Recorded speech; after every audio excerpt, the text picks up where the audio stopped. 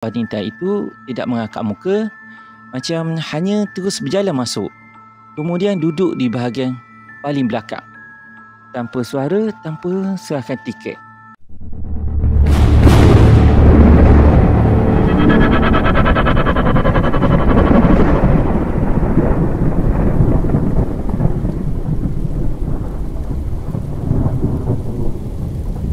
Selamat datang ke channel Seram to Go, tempat di mana kisah-kisah seram dikongsi untuk anda. Malam ni saya bawakan kisah tentang seorang pemandu bas ekspres bernama Arif. Pengalaman ini berlaku ketika dia mengambil penumpang terakhir pada waktu tengah malam. Ingat, bukan semua penumpang kita nampak berasal daripada dunia kita. Okey. Jam menunjukkan 12 tengah malam. Okey, begini ceritanya.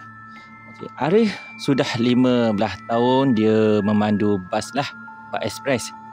Boleh dikatakan dia sudah masak dengan jalan raya lah, sama ada siang ataupun malam. Okey, tapi ada satu perkara yang dia paling kurang gemar, iaitu trip tengah malam lah. Malam tu bas Arif dijadualkan bertolak dari terminal Seremban menuju ke Kuala Lumpur. Jam menunjukkan pukul 12.15 tengah malam.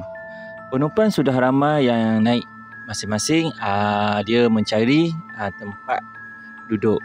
Ada yang sibuk dengan telefon, ada yang sudah mengantuk tidur. Arif semak sistem tiket di template kecilnya di depannya. Ada seorang lagi penumpang yang belum naik. Namanya tertera nama Nurul. Okey, duduk di bahagian kursi paling belakang. Mungkin lambat sikit, kata Arif dalam hatinya lah. Okey, bas pun bergerak perlahan keluar dari Terminal 1 Seremban menuju ke jalan utama. Lampu-lampu jalan berderetan, namun suasana dalam bas semakin sunyi. Okey, hentian pertama. Arif ni berhenti di sebuah hentian kecil di pinggir Seremban. Dia semak lagi betul-betul. Di sinilah sepatutnya penumpang terakhirnya akan naik. Pintu bas dibuka. Dari kejauhan Arif ternampak seorang perempuan ni. Dia berbaju putih, melangkah perlahan. Rambutnya panjang, menutupi bahagian muka. Dia tidak membawa beg, hanya tangan kosong. Arif perhatikan dari cermin kecil. Wanita itu tidak mengangkat muka, macam hanya terus berjalan masuk. Kemudian duduk di bahagian paling belakang. Tanpa suara, tanpa serahkan tiket. Arif agak pelik lah kat situ. Biasanya penumpang akan sekurang-kurangnya akan bercakap jugalah sikit dengan dia. Tunjukkan tiket.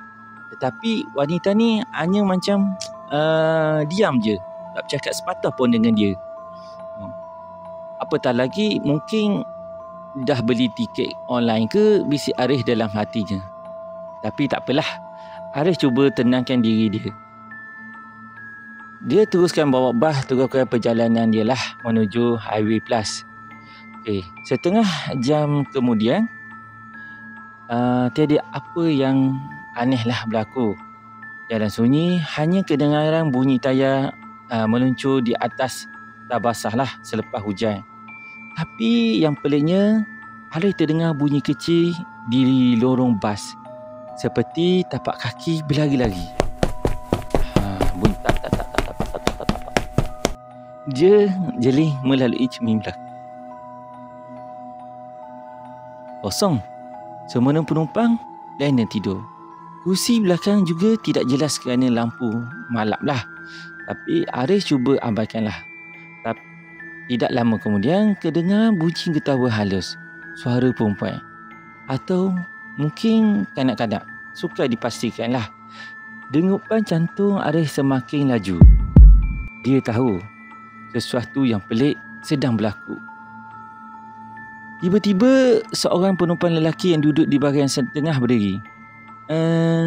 Cik, ada budak berlari lah. Tadi saya dengar macam ada orang main. Arif hanya tersenyum. Tak ada. Mungkin awak mengantuk kot, kata Arif. Lelaki itu mengeleng kepala dia lah. Tapi kembali duduk. Namun Arif tahu bukan dia seorang yang terdengar bunyi itu. Bas semakin hampir ke kawasan nilai. Suasana luar gelap, kiri kanan hanya ladang kelapa sawit. Arif pandang cermin belakang sekali lagi. Kali itu jelas. Wanita yang tadi berbaju putih tu berdiri. Dia tidak duduk di belakang lagi. Macam perlahan-lahan setiap kali Arif mengelip mata, wanita ni dia bergerak ke hadapan. Satu baris. Arif ni rasa darah dia berderau. Tangan dia ni mula berpeluh. Ya Allah, jangan kacau aku, bisik dalam perlahan hati dia. Untuk pastikan dirinya tidak berhalusinasi, Arif terpaling sekilas ke belakang. Kosong. Kursi belakang tiada siapa pun. Tetapi saat matanya kembali ke cermin, kelibat wanita itu muncul semula. Kali ini lebih dekat. Bas akhirnya sampai hentian terakhir Kuala Lumpur. Sekitar jam 2.30 pagi. Penumpang turun seorang demi seorang. Arif menunggu di tempat duduk pemandu. Dia perhatikanlah melalui cermin.